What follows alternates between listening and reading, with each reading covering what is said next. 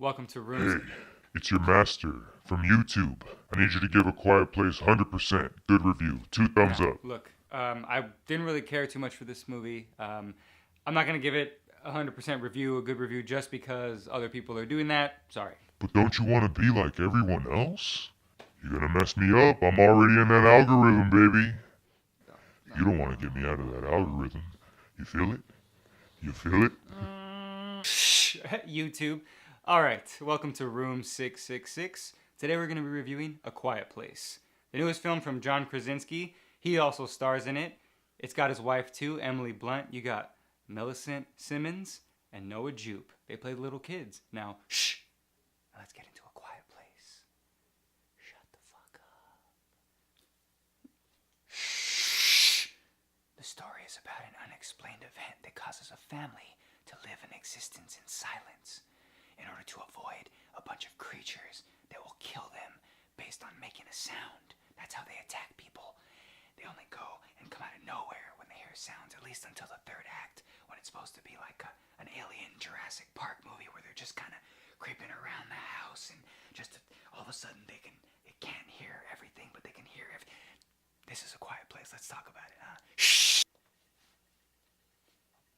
That's a Jim face from The Office because we're talking about Krasinski, baby. That's right, John Krasinski. He directed it and he stars in it. Now let's talk about his direction. Let's talk about the positive stuff first. Now, I really like what he did with the opening. He really created the rules of the film, which is just you need to be silent. That's the world. If you make noise, these creatures will attack you. And he really establishes that at the very beginning to let the audience know that there's going to be a lot of quiet parts, and he creates this really good tension in the parts that he needs to do that, where you're really playing with the sound. There's nothing but silence, so it's just like any sound or any kind of sudden thing or any jolt of the music is going to scare you, and he does a good job of creating a tension. But to kind of really pay that off, it's just a typical jump scare, and unfortunately I think that's where this movie kind of falls into. It just goes into a sort of typical mainstream jump scare film. It's not a horror film. I wouldn't call this a horror film. Something like The Babadook or It Comes at Night. Those are horror films where The Babadook was about grief. Sure, there was that creature, the Babadook, but it really was about grief and getting and moving past something like that. It Comes at Night. There wasn't this it that was out in the forest that was coming to get them. The it was the people themselves dealing with this situation where they didn't know what was going on and they had to protect themselves and protect their own against each other. Here, Krasinski tries to kind of do more family drama stuff, but it really comes off as kind of a TV movie. A lot of his direction and his cinematography and even his particular acting in those moments come off very TV kind of TV show acting. And I don't mean like the good TV. There's great TV going on. I'm talking about like kind of ABC, drama TV. And that's what it kind of looked and felt like.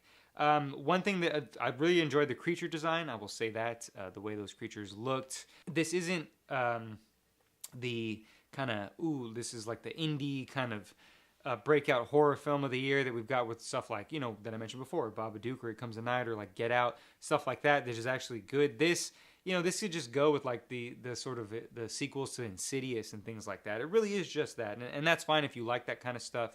That's just not for me, and I don't think Krasinski was the right person for this particular material because he was trying to make it more of like a family kind of drama, and I think it fails doing that. I think it's very cheesy at a lot of moments, and there's just I don't know. It's getting a lot of praise, and I really am not sure why.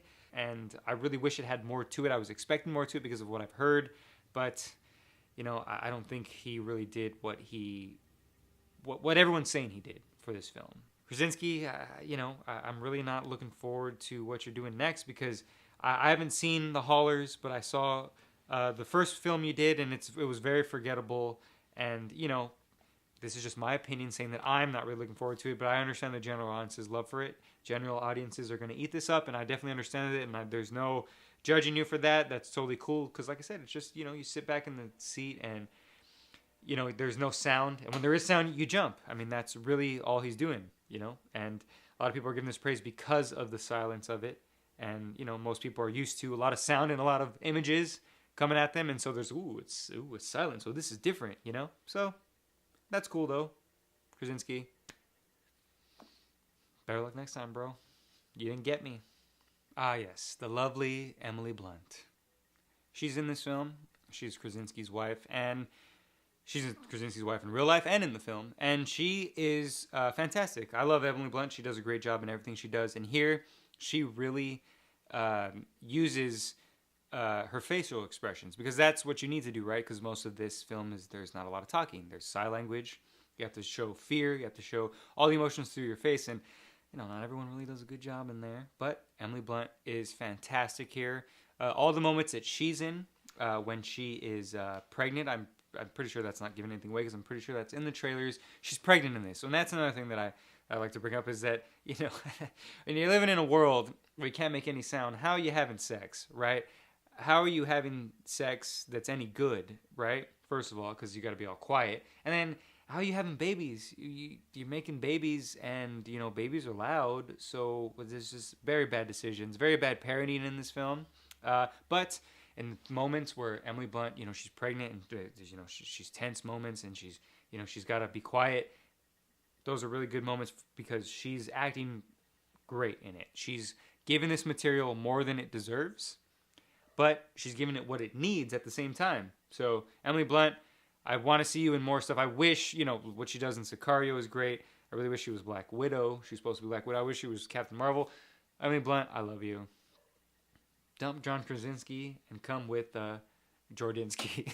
Up next, we have Noah Jupe. He plays the son in this film. And look, I don't want to call this kid a bad actor, because he's not. It's just that he wasn't the right actor for this, okay? Because this requires you to be there's silence, so you need to convey a lot of emotions with your face. You need to convey fear, you need to convey love, you need to just convey everything. You need to do that without saying it, and this is all the kid does every time something happens in the movie.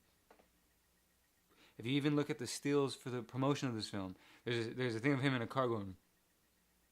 That's all he does. Anytime there's something that happens, anytime a sound, anytime something breaks, anytime something kills something, he goes. And it drove me crazy. It drove me insane.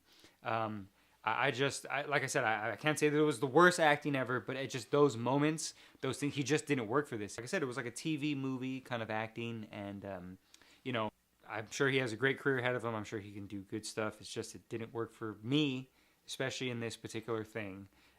Sorry, Noah. I just couldn't take it just go the whole time. I mean, you couldn't bust out a gym face. All right, we have Millicent Simmons. I think that's how you say it. She plays the daughter in this film, and she is deaf, and she's also deaf in real life. So I think she did a very good job in this film. I didn't mind her. I don't think she was amazing or anything. It was kind of the same sort of thing. I think she did well in certain parts in terms of acting with just her facial expressions, but it didn't always work. It did always kind of feel like, just like I said, jump scare horror film. But, there really isn't much for these characters to do. There's a lot of attempts of them trying to make this kind of like family drama and tension between them. Like, for instance, John Krasinski is always down in the basement just working on, like a hearing aid for his daughter. And in the basement, there's a whiteboard. And you always see this whiteboard. It's always behind him. And it says the stupidest shit on it. It says, like, literally, it just says monsters. Weakness, ? Sound, loud noises, don't do. Just literally the dumbest shit. And and that's all that's down there. There's literally nothing else. He's got like security cameras, but there's nothing else down there but the stupidest whiteboard.